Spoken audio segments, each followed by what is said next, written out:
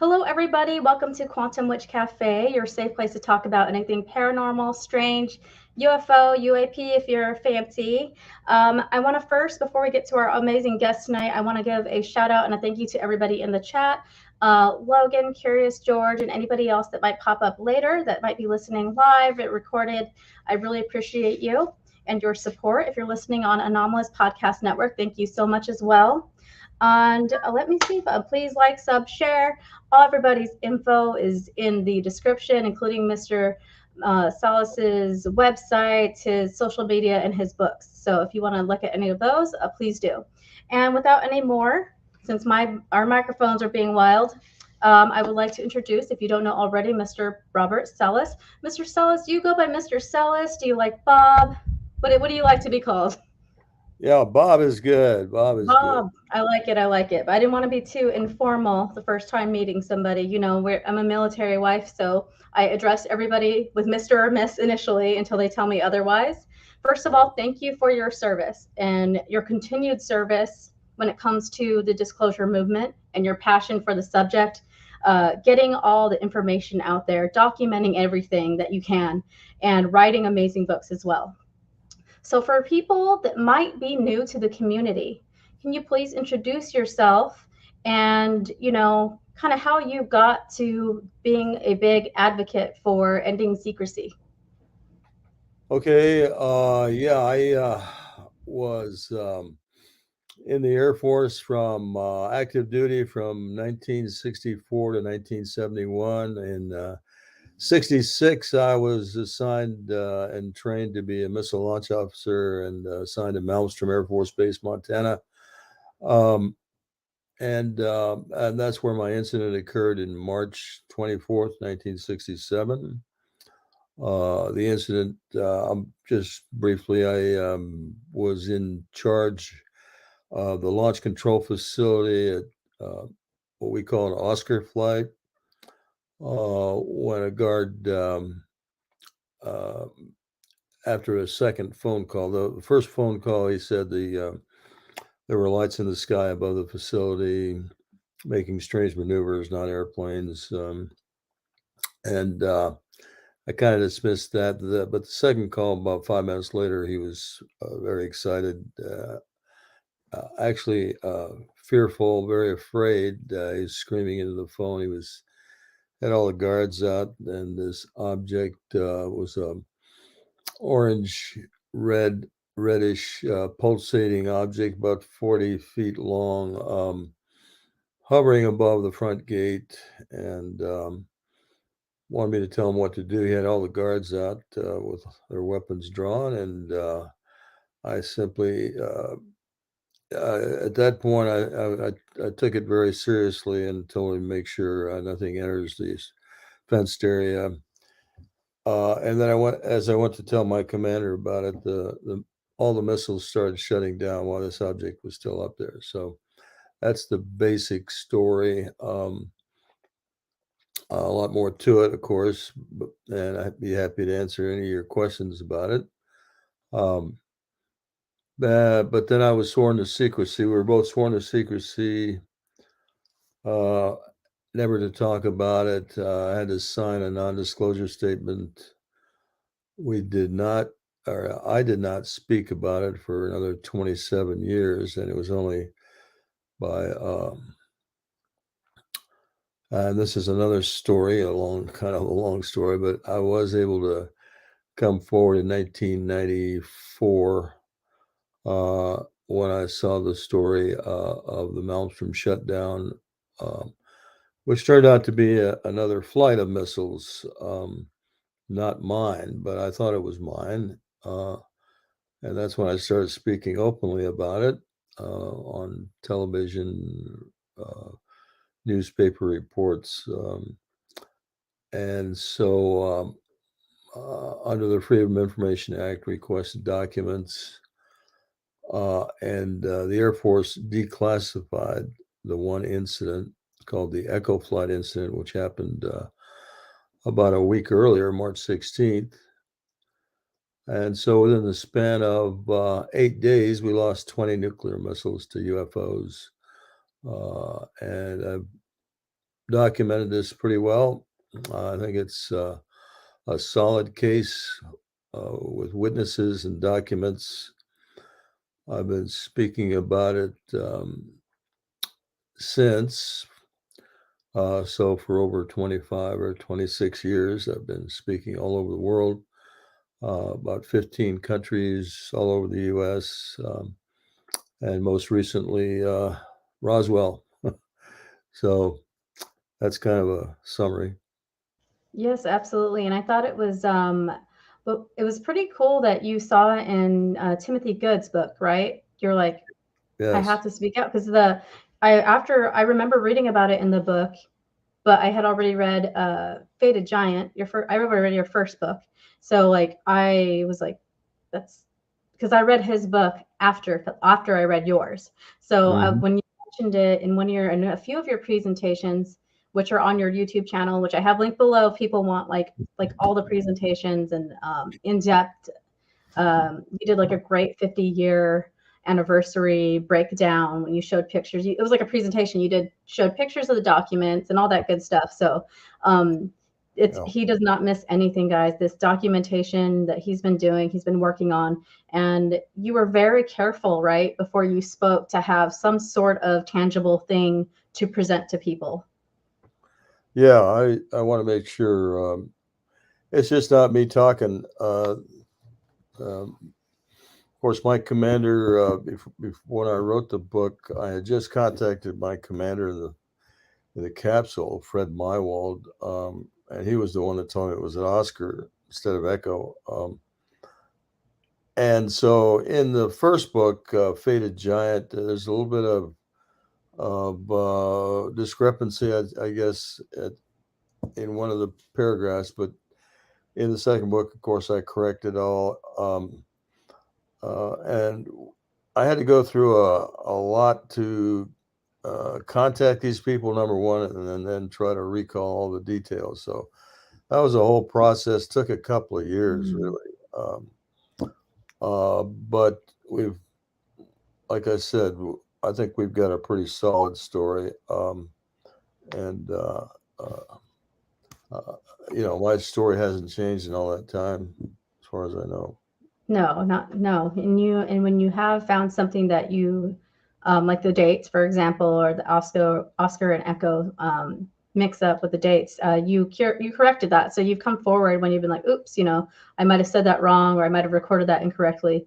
So that's also hard for people to do, and that just adds to the credibility of the story and yourself, in my opinion. So you lost. So 20 missiles went down. That's right, 20 within the span of 8 days, Span of 8 days. and all 20 were disabled for the same reason. It was the guidance and control system failure, and again, there was no damage to any of the missiles. It was simply an upset of what we call the inertial guidance system. There's well, without getting too technical, there's a stable platform that's required for an inertial guidance system. Uh, uh, Certain equipment has to be oriented, and so these objects knew how the systems operated in great detail. They were able to send a signal through 60 feet of earth and concrete and penetrate triply shielded against electromagnetic interference cabling system and go to each missile separately within seconds of each other and just upset this so-called stable platform for the inertial guidance system. And that's what shut the missiles down. The missiles were brought up back up on alert within 24 hours. So just want to make that point. Absolutely. And what were your thoughts? And that was actually somebody's question. How many, what was the distance or what was the time difference between them going down and did they go back on? So you just answered that. But what were your thoughts when that started happening? Because here we have this powerful weapon, that kills and just, the leaves all this aftermath on the whole planet. What were your thoughts when you realized that the shutdown had been linked to the lights that people are seeing and the UFOs people were seeing. I'll tell you, it was a shock. It was really a shock. I thought at first that we were under some sort of an attack. Later, of course, when there was no damage to the equipment, there were no injuries per se from the UFOs, uh, other than it scared the hell out of everybody Mm, upstairs. Uh, I started thinking about why. Why would anything want to do this? And but of course, by that time, I couldn't speak about it. So over the years, I think it was just a message, and the message was obviously get rid of your nuclear weapons. And very quickly, I came to the conclusion that these were not manufactured on Earth. But again, I was sworn to secrecy, and I really couldn't talk about it to anybody. And so I made a concerted effort to try to forget the incident because I was under this non-disclosure act, or non-disclosure statement, which was pretty severe. As I recall, the words Leavenworth prison, 30 years in Leavenworth oh, were. not worth it, right? um, Yeah, that's the kind of thing that kind of makes you think twice. Yeah. yeah, that's they definitely get you with that because I can. A lot of people that come out and want to speak about this cannot just blatantly say what they saw or what they know because they fear imprisonment or even like just being discredited, losing security clearances, which we've seen. Did anybody harass you after you started talking about that publicly? Um, no, I can't. Well, I can point to some minor incidents where there were some, let's say, very aggressive people that approached me after I spoke. But other than that, there was no real harassment. And the reason was, I think, that I have not been harassed by the government is because, like I say, by the time I started speaking, I had documents from the Air Mm, Force, and I had the testimony of many witnesses supporting what I was saying. So if let's say the Air Force came after me for speaking out uh, and wanted to prosecute me, uh, uh, they would have to fight those facts in court, and right. I don't think they wanted to do that, and they still don't want to do it. We still have not heard any word from the Air Force about these incidents. Which is unfortunate because people are finding more and more that the people are able to search on internet databases, and the more people are entering old archives like newspapers into internet databases, people are finding more incidents revolving around nuclear weapons. Like somebody in the chat said, and let me find the exact. He said on October 23rd of 2010, 50 missiles went down and offline in Wyoming. And I'm not sure, Logan, who said that in the chat, but if there was any UFO sightings within that time, that would be very interesting. But Um, yeah, well, that incident that he talks about has some validity, and in fact, there were witnesses that saw a blimp-like object near the base at the time. And yeah, there have been many other incidents. In 1966, at Minot Air Force Base, again, all 10 missiles went down during a UFO event. Dave Shindeli, one of the gentlemen that spoke at the National Press Club with me in October of last year, was a witness to that. And there have been many other sightings over missile bases where UFOs disrupted communications, were observed by security guards and others. Uh, in my second book, I go into about 13 other cases that are very similar to mine. absolutely. That's a great book. And again, I have I have your YouTube link in the description, and you can watch the press conference in detail. And if you are interested in like the tiniest details, watch that and then buy the book or do both, because there's like the amount of detail and effort that you put into relaying how you got all this information is I like the YouTube that you made, the 50th anniversary and the press club, because you played audio. So if you're like a visual or audio learner, it's very cool to hear you talking to some of your old comrades about, and even commanders and people that you worked with like, you know, about the incident years later. And it's a miracle that you tracked some of them down, right? Yeah, it was just a lot of hard work. I owe a lot to, well, friends of mine, and also James Klotz, who was my chief investigator. Very strong investigator, and so I've had help, and I appreciate it all. But we've got the story out there now, and I'm just waiting to present it to Congress one of these days, hopefully. Well, that's going to make me skip ahead because was it Gallagher actually brought up Malmstrom in the latest and the last Senate hearing, correct? That's correct. Yeah. That was we were not expecting that. We were watching live, and I thought that he was a beast. He wants information. You know, he was just like, you haven't heard of Malmstrom? You know, like, have you done your research? And these guys just look at each other. They're supposed to be running this new office, right? And they're just like, huh? Like, or they're really good at playing dumb, one of the two. But yes, I thought that was very cool, that he was so bold. And I felt like after he took a step out, the following questions from the following representatives got a little more bold. But I think that they need to get more people, and hopefully later on down the line, they get you on there and other people that are willing to speak out, other people leading the charge, so to speak. This kind of like goes into my next question. I just lost your audio. Again? Priscilla? Yes. I just lost your audio for some reason. Okay, can you guys hear me in the chat? I didn't touch anything. All right, somebody give me like a thumbs up if you can hear me in the chat. Let's see if we can.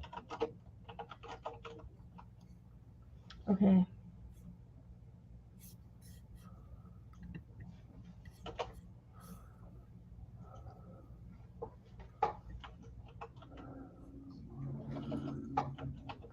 Please bear with me. I'm sending him a message saying audience can hear us both. Okay, I can hear you now. Oh, okay. Okay, that's good. All right, awesome. The audience was able to hear us both the whole time, so I was like, I don't know what's going on. But yes, so back to that. What do you think of I'm skipping ahead one of my questions or one of my talking points, but what are your thoughts on the UFO disclosure in the United States versus around the world? Like, you were just in Brazil, you made an amazing presentation there that you can get the notes to translated. It translates on YouTube if you guys want to watch it. But what are your thoughts on that? And are they giving us anything, or does it go back to a zero-sum game, as you mentioned in your book? But before you answer that, can you explain what a zero-sum game is to people that might not be familiar? Okay, a zero-sum game is a game played, let's say, between two people or two groups. Let's say they're playing for 100 chips, or a definite amount of winnings, let's say, of some sort. There's only a specific number that you can win. The game, so if, let's say, for example, I win 20 chips, and there are 100 chips in the game, the opponent would have 80 chips, right? And so the object, of course, is to win all the chips. Person or individual that wins all the chips, all 100, wins the game. So in a zero-sum game, the sum needed is always zero, because the other person needs my 20 chips. I need his 80 chips, and the sum will always be zero. just a brief thing about it, but a brief description. But it just means that um, whoever whoever holds an advantage in the chip count uh, um, has a better chance of winning the entire game. So right now, what I think we've got is we're dealing with a international UFO cabal, meaning I think there's an international group um, composed of individuals, probably mostly from intel agencies in different countries. Um, but I think this cabal is run by the U.S. because we got involved in the game pretty early. The U.S. did. Um, but I know the U.S., for example, has sent representatives to, let's say, Brazil during the Varginha case. I don't know if you're familiar with that one. If you're not, you will be as soon as I, James Fox uh, shows tells his us. movie. Uh, Yes, I'm familiar, but maybe we can talk about it a little bit after you go answer this question. well, in that instance, in that case, the U.S. did send representatives um, to Brazil and actually retrieved, as far as I know, retrieved the body of the entity. So I know there's a cooperation of sorts going on between countries, uh, and I call it the International UFO Cabal. Um, and so right now in the U.S., and this kind of ties into the question of uh, how disclosure is going or what's going on with disclosure in the U.S. Even though there are now um, requirements for the this new office that is studying the question for the government, the DoD, the Defense Intelligence Agencies, or whatever. There's a new office, and there are certain requirements, reporting requirements. There's certain requirements for them to do as far as investigations, getting data, collating data, reporting to Congress, reporting to the public.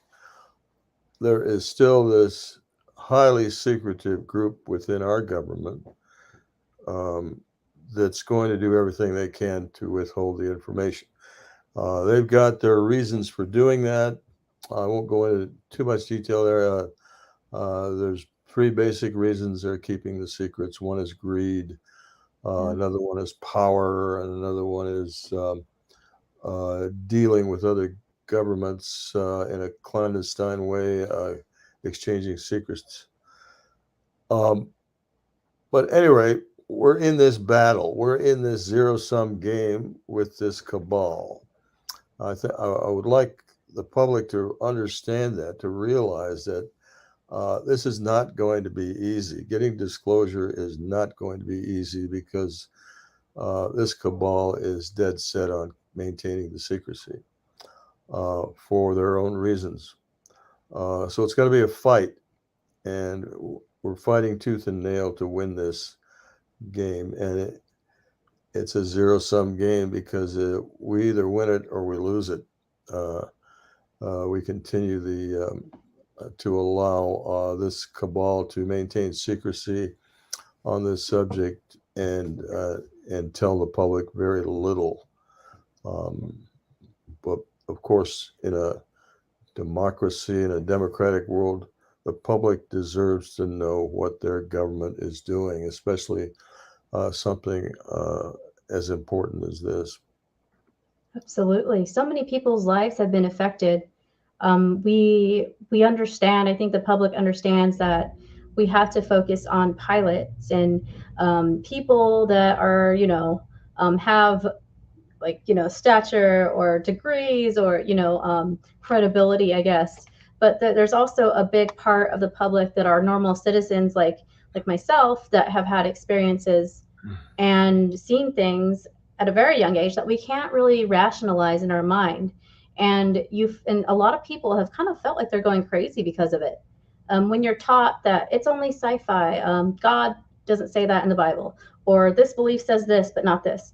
It's very confusing to grow up when everything that you've learned goes against what you've seen in the sky or experienced, especially around nuclear missiles or in a fighter jet. I can't imagine being up there and facing that in the sky. Do you know what I mean? That is terrifying to not know the enemy. Well, yeah, and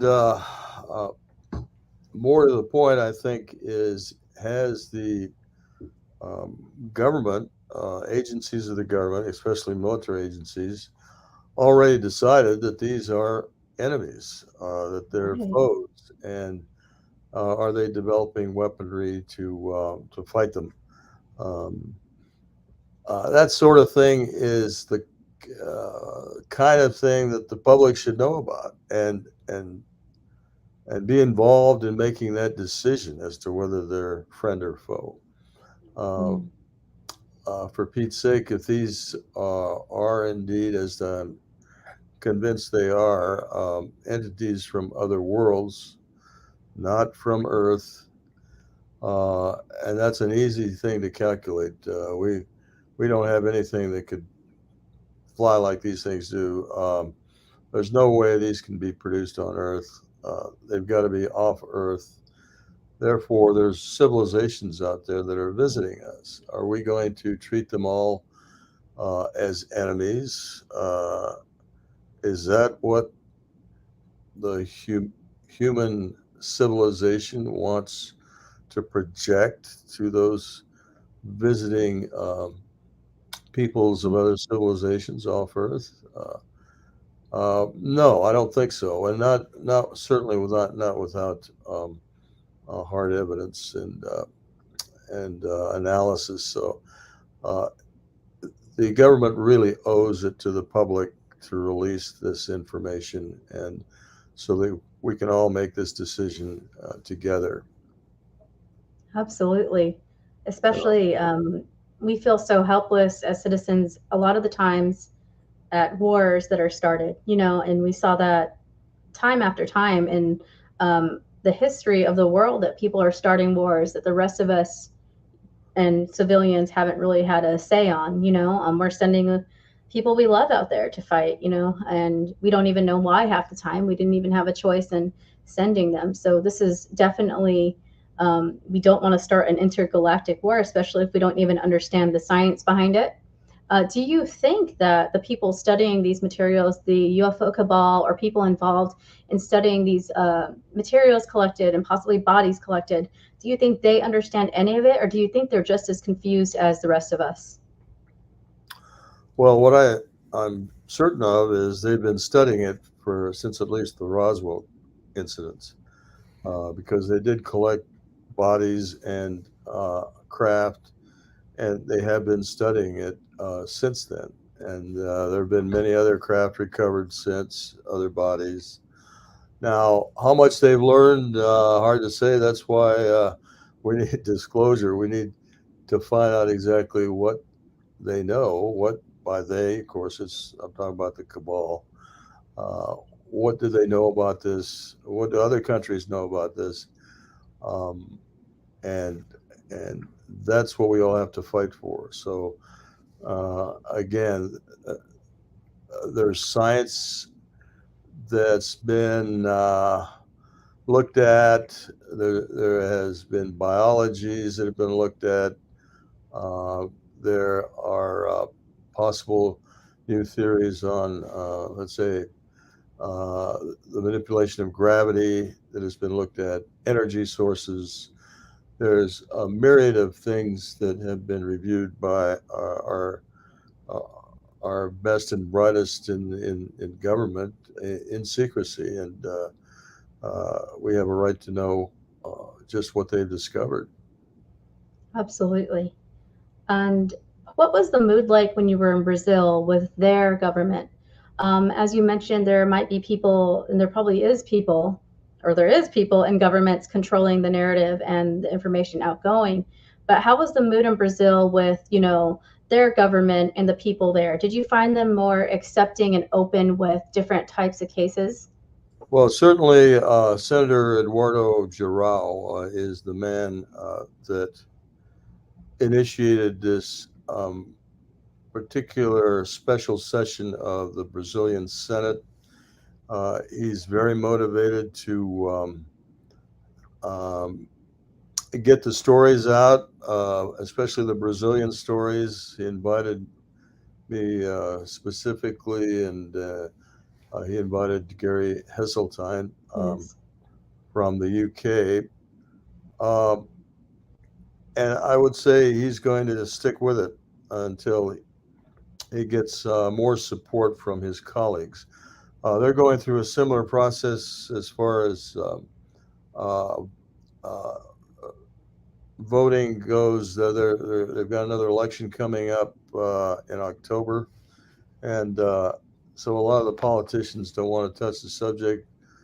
Uh, in our case, of course, we've got one in November, and so I don't think our politicians are going to get too involved in this subject until after the elections. Right. But but uh, this subject is now not going to go away. There's Yeah. too much water under the bridge now as far as uh, recognition, official recognition by our own government that these objects are real.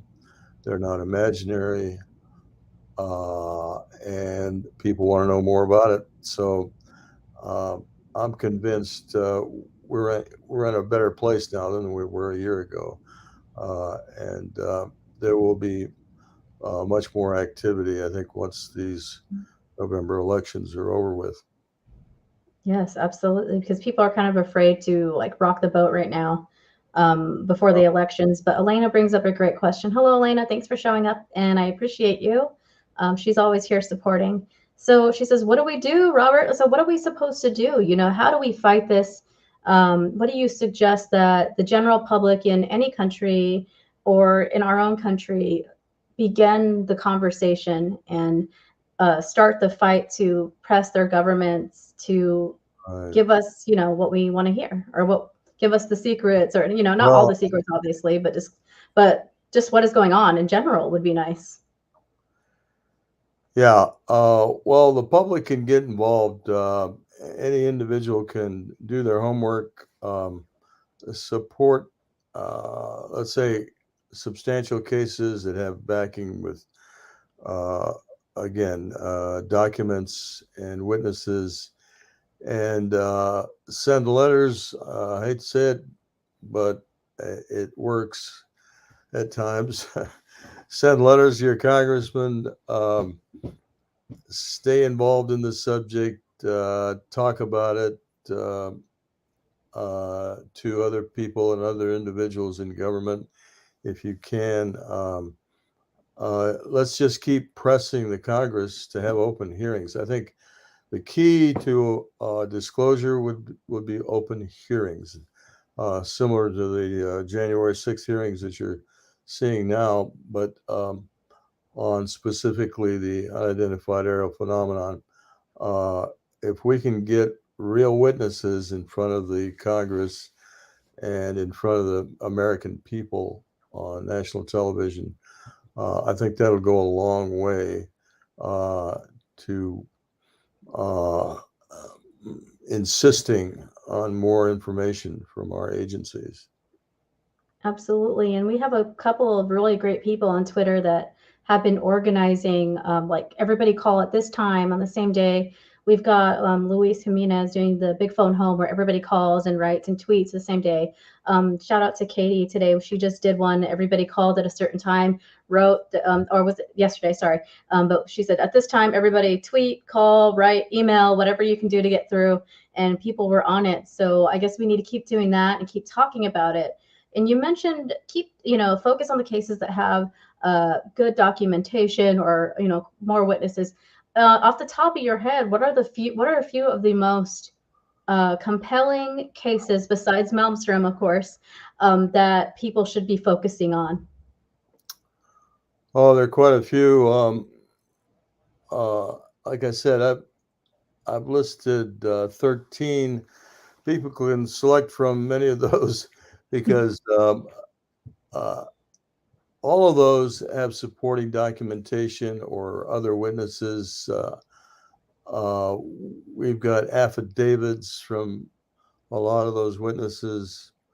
There's a case in the Netherlands called the Schosterberg case, 1979, where a UFO flew over the flight line of Schosterberg Air Base in the Netherlands, and it was seen by 12, both Air Force and Dutch Air Force witnesses. The Rendlesham case is still a very good case, although many of the witnesses were drugged in that case. But still, the basic facts that over 3 nights UFOs were seen by many witnesses. The Rendlesham case, the Roswell case is excellent. Over 300 witnesses, well documented in a couple of books. Um, so, uh, well, that's just a few. There are others. Again, if you go to the one book I just wrote in 2013, and you'll see others there. Yes, it's a great book, guys. I have the link, the Amazon link below, and then so you can just go right to it and order it like right now because you need it.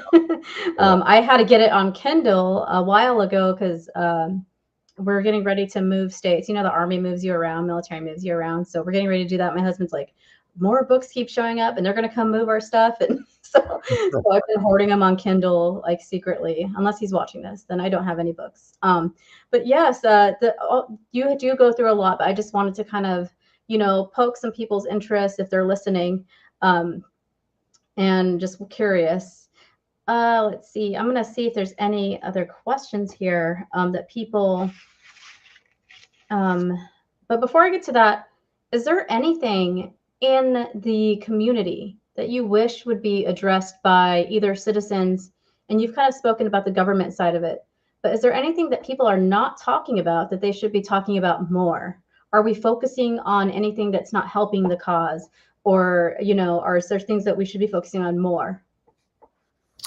Focusing on more. Well,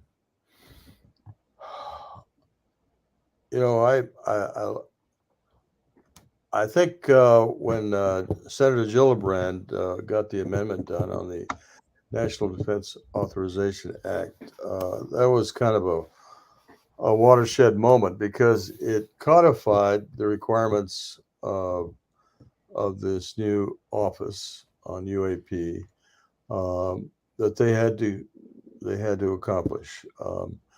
And there's a whole list of things that they need to accomplish.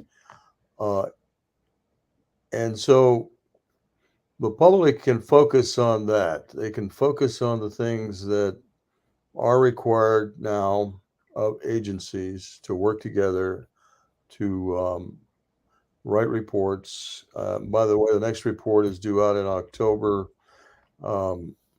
So it's something that the public can focus on. Part of that report will be public. You can ask senators like Gillibrand and Warner and Marco Rubio from Florida, who are very much interested in the subject, to respond and answer to those requirements. So that's one of the things I think the public can focus on, and of course, support the efforts of Congressman Gallagher and let's see, the other congressman from Arizona, Gallegos, who are now jointly, and these are, one is Republican, one's Democrat, but they've got an amendment now pending to allow whistleblowers to come forward and discuss UFOs. So you can support them in that effort. Again, write to your congressman and say you support that bill. So yeah, I would just recommend everybody stay involved. This is real. It's not going to go away. Um, and let's just work together and try to find a way to keep putting pressure on Congress to have open hearings. That's a great suggestion, and we can see that Congress is having bipartisan support.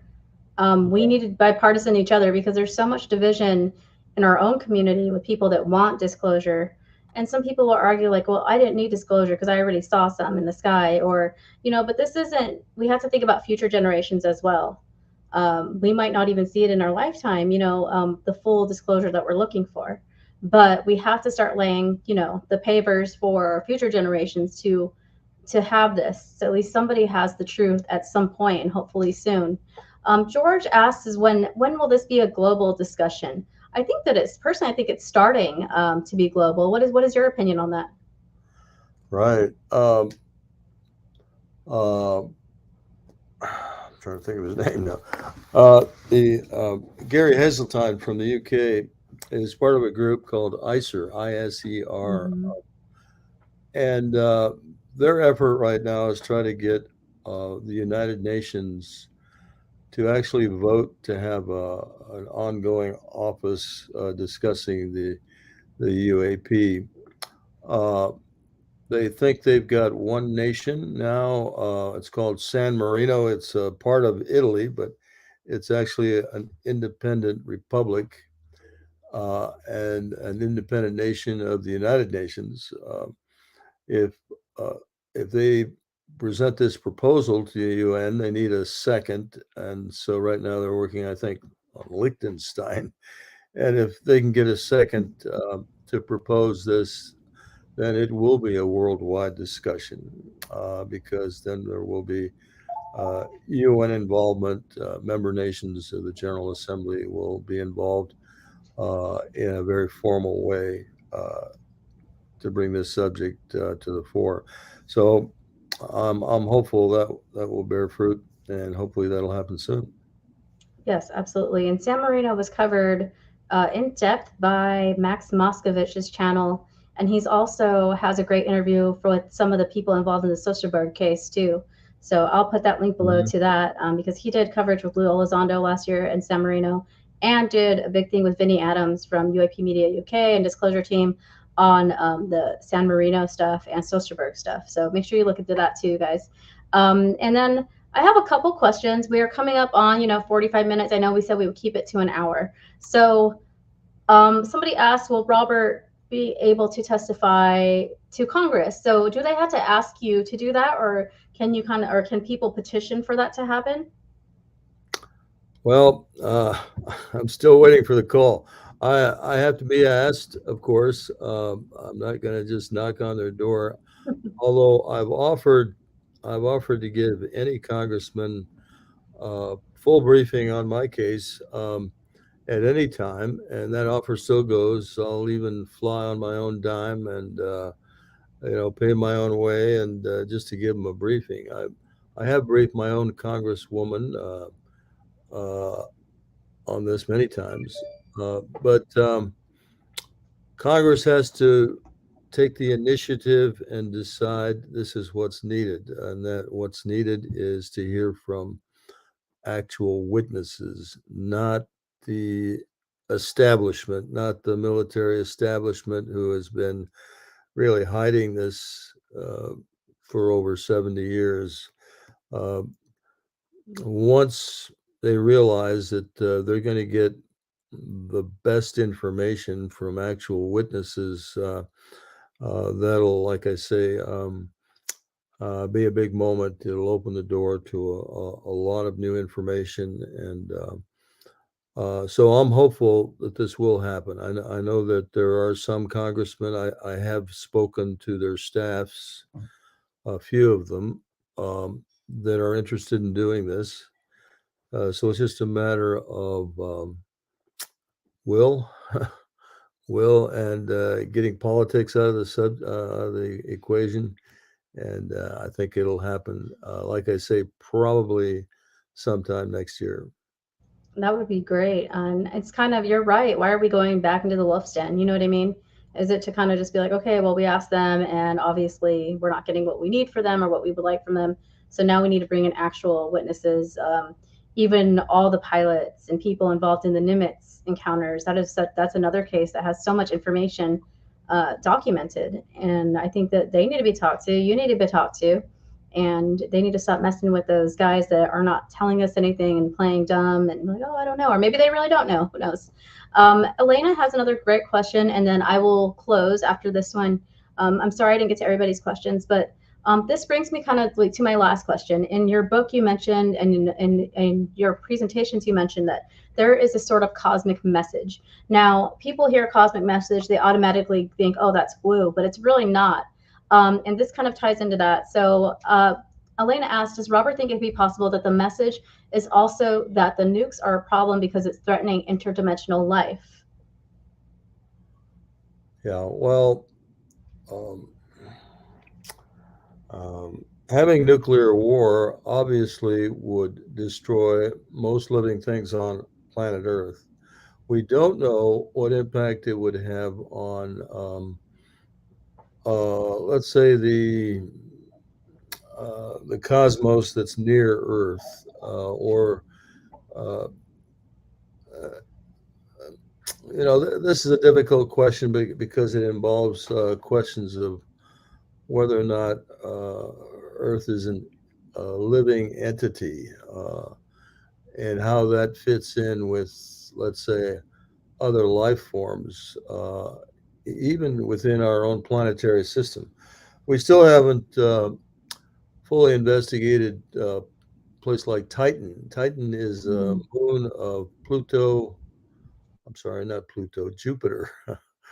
Titan is a moon of Jupiter, and also Venus shows signs of having life. Uh,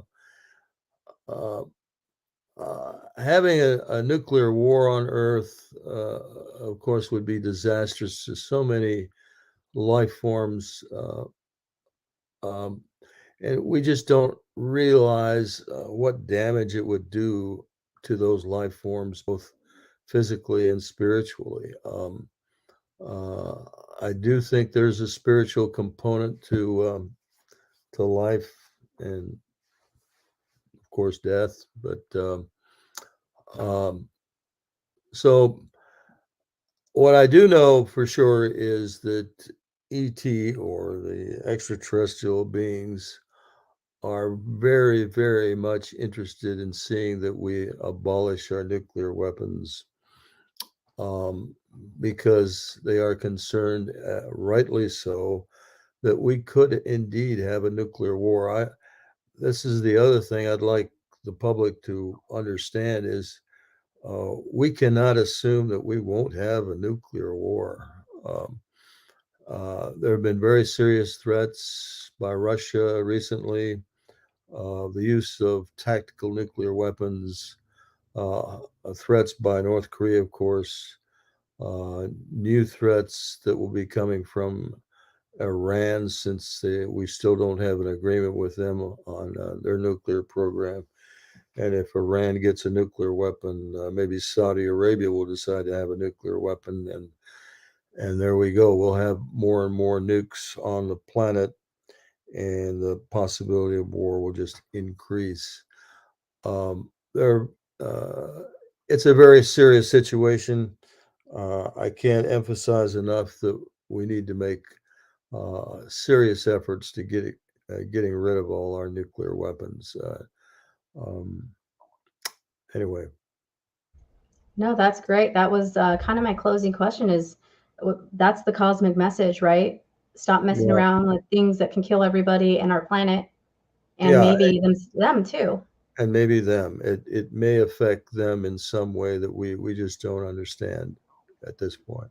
Yeah, we don't even understand how the testing these bombs and unfortunately us using them on other nations have affected us long term because it really hasn't been that long when you think about nuclear decay. So we don't even know how it's affecting us, let alone the universe, and if there's, parallel worlds with us. We just don't know.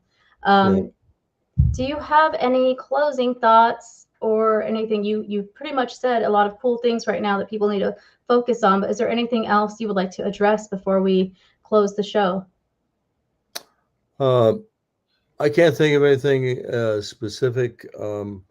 I think the public should be more heartened that, like I said, we are making inroads in opening this discussion up.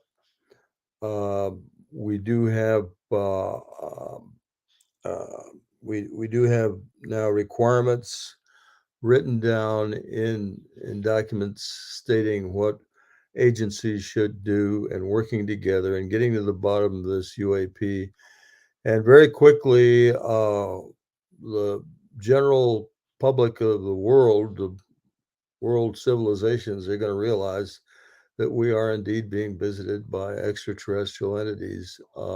I think that's going to happen. So uh, I guess let's all be prepared for that. That's going to Brace happen. yourselves. Yes, I agree. I agree. And I know a lot of people that do as well. Let's end this zero sum game, guys, by fighting back and claiming our win for our generation, generations past, and generations of the future.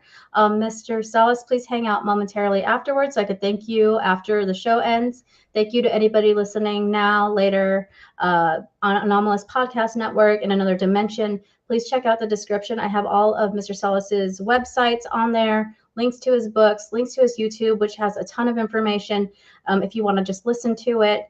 And have a great night, everybody.